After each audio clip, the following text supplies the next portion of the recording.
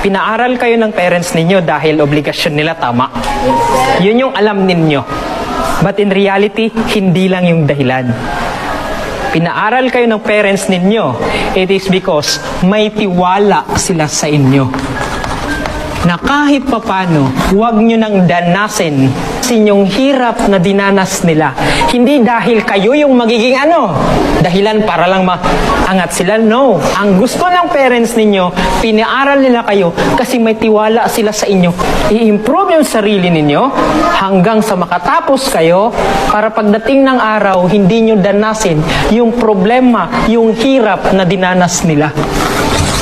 So please, pinaaral kayo ng parents ninyo, hindi lang basta obligasyon nila, hindi lang basta bumili ng notebook, ng magandang damit para makaaral kayo, kundi pinaaral nila kayo kasi may tiwala sila sa inyo na pwede nyong mabago yung buhay ng